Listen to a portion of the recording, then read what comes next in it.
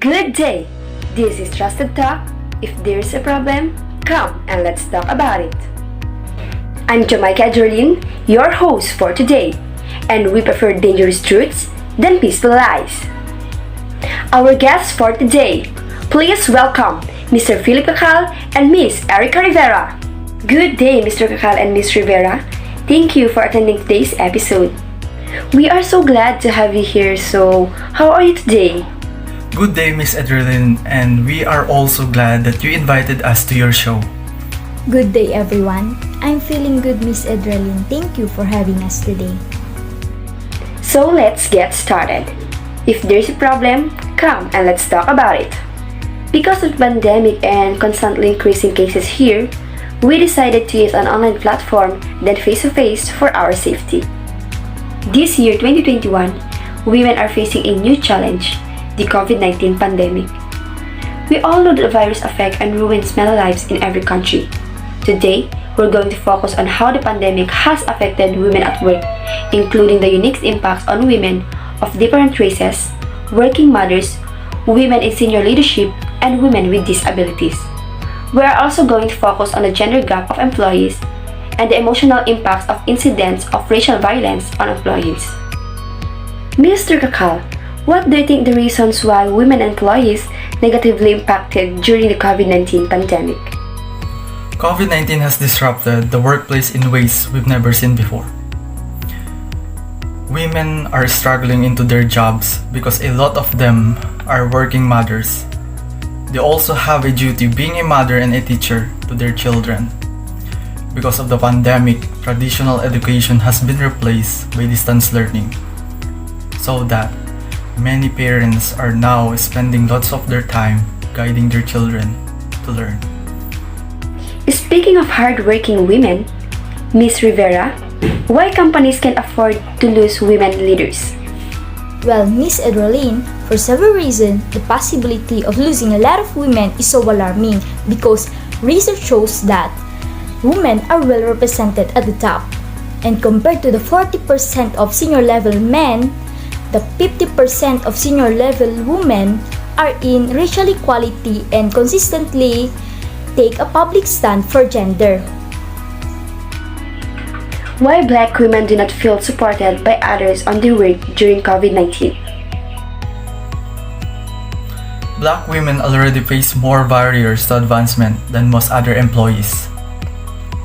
Black women are less likely to feel supported at work because of the incidence of violence toward Black people in the US, the discrimination in their color.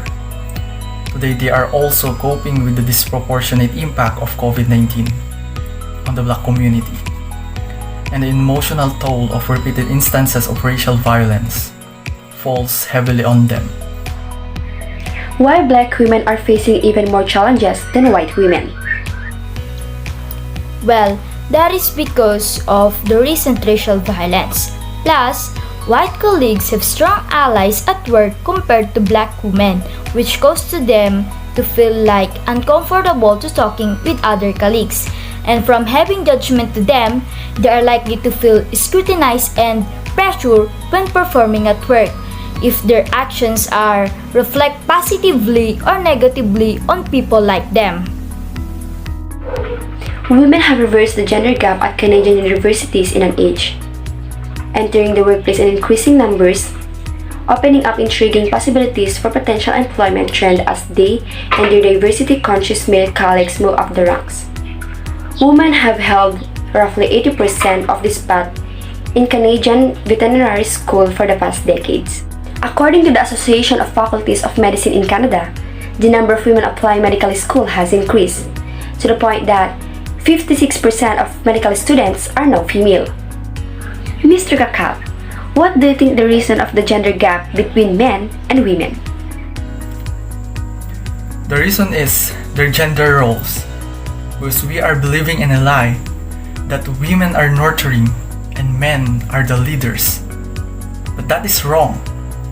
Anyone can be a leader in their own, and anyone can be anything. Ms. Rivera, what is your advice to the young men and women in planning to pursue their profession in the future?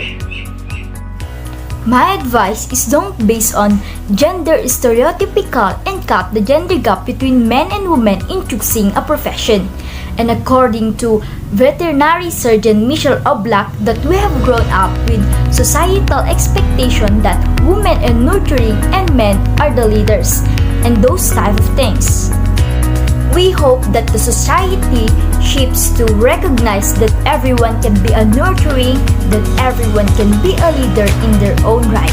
And that is just the matter of given the opportunity to prove their skills, Oblak added. So that we need to choose our passion, and we need to choose the things we love the most. To all the women out there, we need to prove that we're also worthy. So that's all for this episode. Thank you, Mr. Phil Kakal and Ms. Erica Rivera for attending for today's episode.